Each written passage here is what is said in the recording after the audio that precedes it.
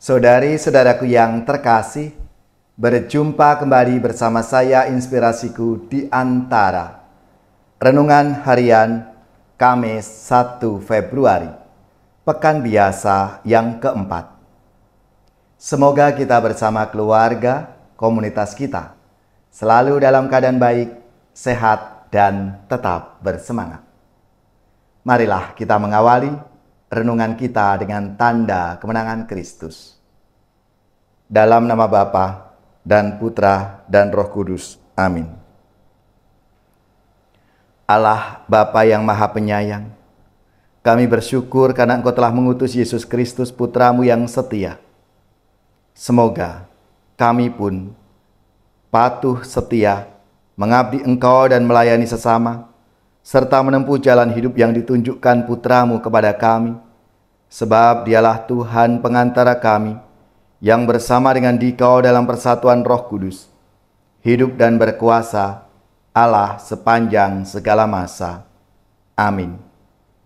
Dalam nama Bapa dan Putra dan Roh Kudus.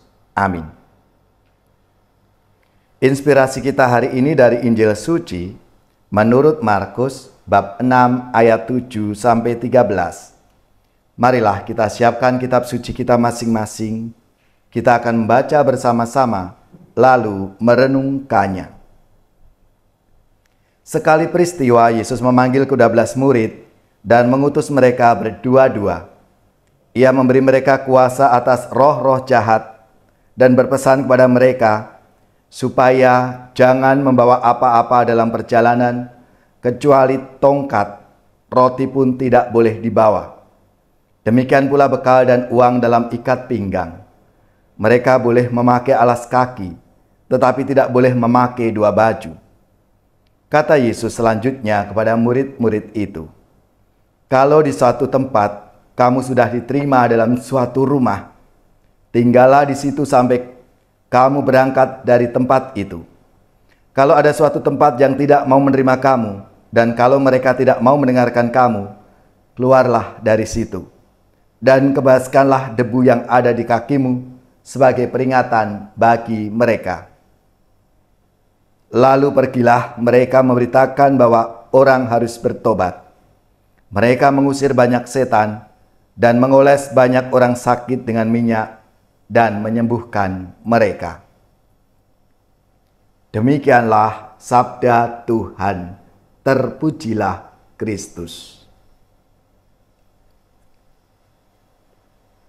Saudari-saudaraku yang terkasih, dalam sabda Tuhan hari ini, Yesus memberikan nasihat kepada ke-12 muridnya supaya mereka punya pola hidup sederhana dan sikap yang lepas bebas.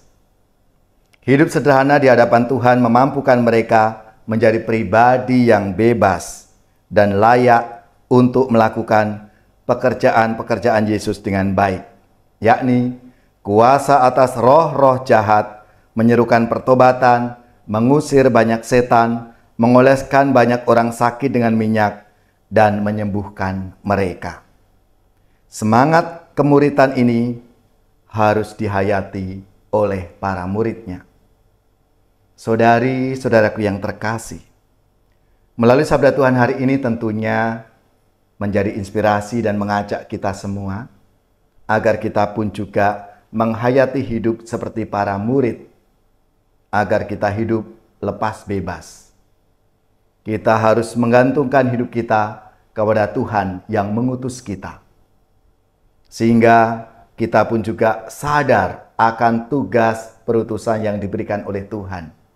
Kita sudah dibekali bahwa kita sungguh diberikan oleh Tuhan Yesus kuasa atas roh-roh jahat. Kita diminta untuk terus-menerus menyerukan pertobatan lewat teladan hidup, kesaksian hidup kita masing-masing. Dan juga kita diajak untuk mendoakan orang-orang sakit agar mereka mengalami rahmat kesembuhan. Marilah saudari-saudariku yang terkasih, kita semua dipanggil untuk menjadi murid-muridnya, menjadi saksi Tuhan dalam tugas perutusan kita masing-masing. Ya Tuhan, semoga kami tidak pernah lelah mewartakan sabda-Mu kepada sesama dalam hidup kami setiap hari.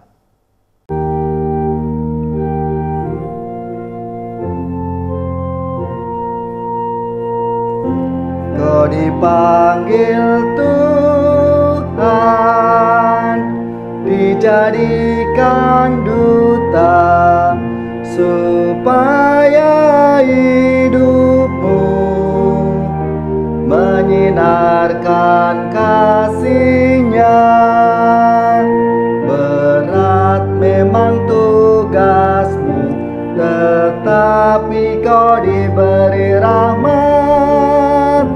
Kau dipanggil Tuhan, dijadikan duta, supaya hidupmu menyinarkan kasih-Nya. Sang Kristus memikatmu, takkan mampu kau menolaknya. Kau dipanggil Tuhan, dijadikan duta, supaya hidupmu menyinarkan kasih-Nya. Dan doaku bagimu, semoga teguh semangatmu. Kau dipanggil Tuhan, dijadikan duta, supaya hidupmu menyinarkan kasih-Nya.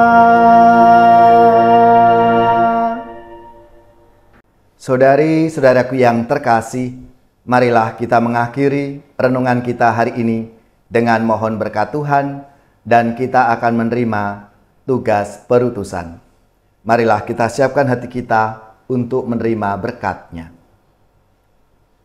Semoga saudari-saudara sekalian, keluarga-keluarga, komunitas kita, orang-orang yang kita doakan, mereka yang sakit, yang menderita, seluruh tugas, belajar, pekerjaan, usaha, serta karya pelayanan kita dibimbing, dilindungi dan diberkati oleh Allah yang Maha Kuasa, Bapa dan Putra dan Roh Kudus. Amin.